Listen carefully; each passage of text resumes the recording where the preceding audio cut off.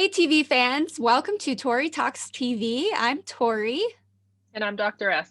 On this episode, we'll be discussing WandaVision episode 5, which is called On a Very Special Episode. It was a very special episode. And we are now in the 80s and things are getting very interesting. Yes. Oh my gosh, these episodes get better and better. And this one was super juicy.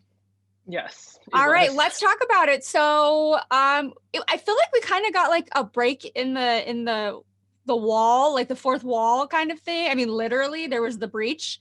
Yes. And so I liked it though. And I think this was an extra special episode for the MCU fans because I think there's a whole bunch of little nuggets and Easter eggs in there. I agree. I actually was going to say, I kind of got a little bit of anxiety because I feel like till now we've been getting away with not really knowing that much about the MCU.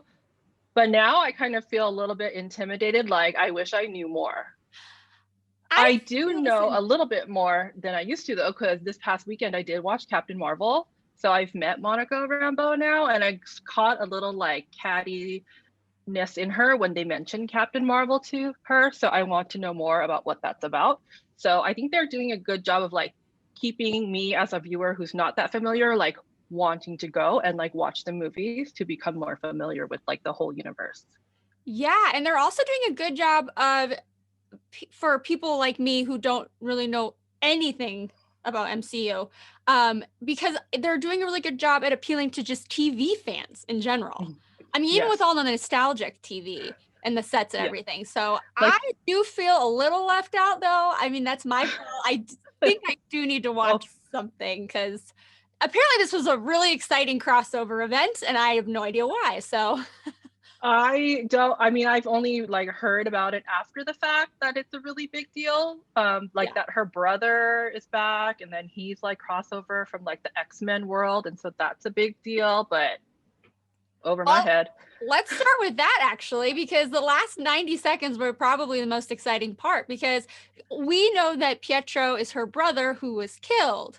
Mm-hmm. Okay, but Pietro, aka Quicksilver, is like this ultra fast superhero who died in Avengers Age of Ultron. But it's not the Pietro that apparently we're supposed to know from the previous MCU appearance. That Quicksilver was played by Aaron Taylor Johnson, but this guy, Evan Peters, he's from Fox's X-Men series or franchise. What's happening? My head hurts. But apparently a very big deal. And I love Darcy's reaction. Like, did she recast him?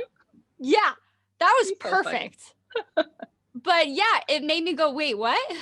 There's two Petros? So I don't know what that's about, but when Wanda, because that's right after Vision confronts Wanda about this and that she's controlling, and she was very adamant, like, I don't know about that knock on the door. I didn't do that. So we still know she's in control of part of it, but I don't think she's 100% in control of everything. I think she's not. She can't be. Well, I mean, we kind of know for sure now because she thinks she didn't do the knock on the door. She's clearly surprised. I believe her.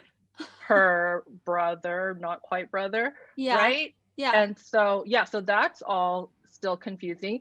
And then I believe until this episode, we were like supposed to be all team Wanda, but now I'm not sure because there's like this whole like she's hurting people thing, you know?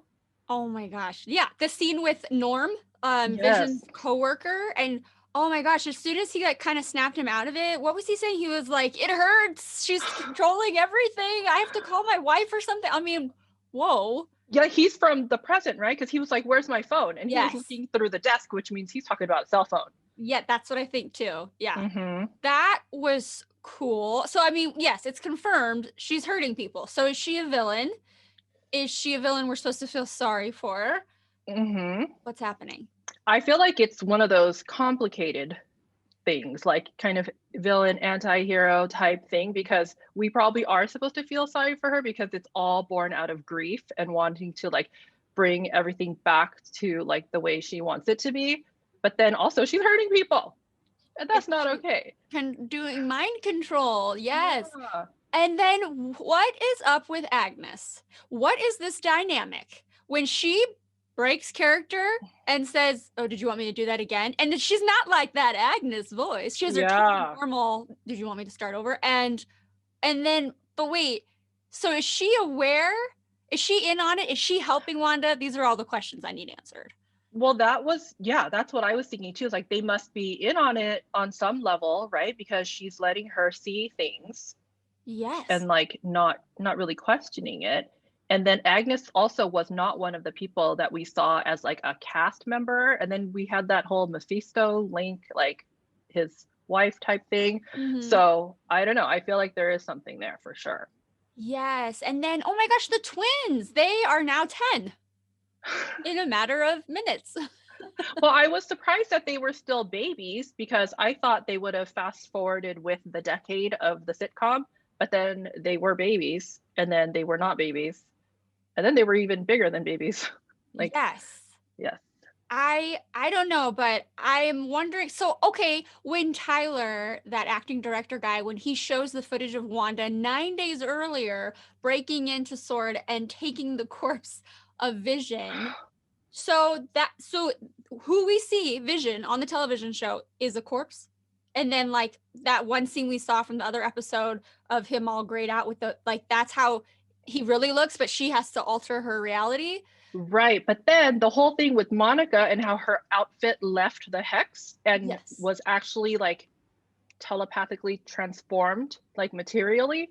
So maybe he is actually like that now, but it's because she has the power to like actually bend reality. It's not just like a image, or it's like it is what it is. Right. But maybe she sees the original form because she's the one who saw Vision with the like thing in his head. So maybe she has to work really hard to like keep it together. Well, that's what Darcy was alluding to, that takes a lot of energy to be doing what she's doing. She's mind controlling. She's like setting up scenarios. She has a force field around this town. I mean, there's a lot of her energy going into this. I'm almost thinking, is this going to be what kills her? I mean, you know, there's lots of ways you could. Yeah. I like that little moment where she's like trying to teach her kids a lesson too. Like, you can't bring back dead. And you're like, dude, you're doing it. That's what you did. Yeah, exactly. It was kind of funny. I'm still wondering what happened to Dottie, because she was also one of the people that the cast that they didn't find, you know, the real identity. And we saw like the blood on her hand, and then Darcy's involved too, because that was the moment that Darcy saw and didn't tell Wu that she saw. Oh, yes. I really love the trio of Jimmy, Monica, and Darcy. I love when all three of them are together. I'm really loving these actors. Haven't seen them in a while. And I really want to give special mention to Kathryn Hahn, who plays Agnes. She's wonderful. Yes. I think she can do anything. She's so dynamic. Yeah. And Agnes also just like showing up at the exact right time. There has to be something where she's in on this with her, but does she want to be there? Is she there against her will? Oh, yeah. You know? Yes. But yeah, there is that whole theory of her husband that we've never seen, only heard about him, is Mephisto. Maybe. Yeah, this was the first episode where I was like, I need to do some deep diving. I need to research and understand this because I have a little FOMO, if I'm being honest. I get it. I call it, I'm like intimidated. Like, I don't want to be like the person who doesn't know. I feel like I'm the only one in the world who doesn't know what's going on. Yeah. I don't like that feeling. Same. So I don't know where this is going. I still think they're doing a good job for the non-MCU fans, but I think it's like almost a tactic. Like, check out these other movies, then you really understand. So for the next 24 hours or for the next week till the next episode, we will be watching all those movies. We have a lot of work to do. Yes, this is getting better and better every time. I'm really loving it. Let us know what you think of this episode, and please help us out. We need it.